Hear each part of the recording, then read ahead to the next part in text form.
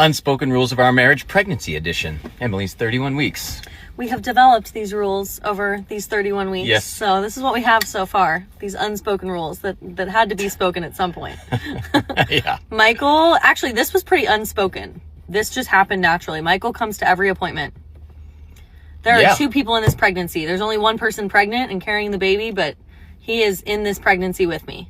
Unless there is a work, situation that seems very, very important, or there's some appointment that seems very important. I have to be somewhere. Yeah. But otherwise, I'm coming to that appointment. Also, this is like... No matter how small. This works for Emily or Michael. This doesn't have to be your unspoken rule. If your husband works 9 to 5 and he can't come to every appointment with you, that 100% makes sense. There's plenty of appointments where we walk out and we're like, she checked the baby's heartbeat, she said everything looks good, and we walked out in 10 minutes. Like, he didn't really need to be there. But yeah. It's just like a nice fun thing to do together. Yeah. Next rule. I have to communicate how I'm feeling.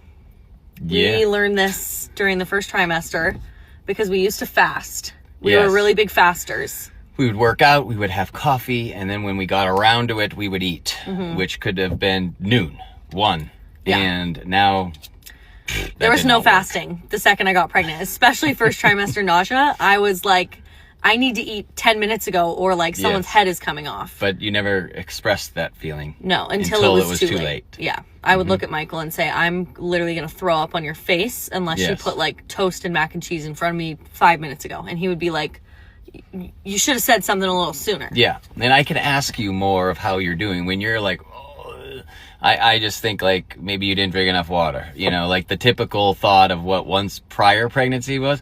I was just like, oh, she's thirsty, or like, and I left it at that or something, but there's a lot more to it now. That's our next rule. Michael does periodically check on me a little bit more throughout the day because he now knows that I'm feeling something 24/7. Yes. I'm going through something all the time. Yeah. So he does a good job of checking on me as well.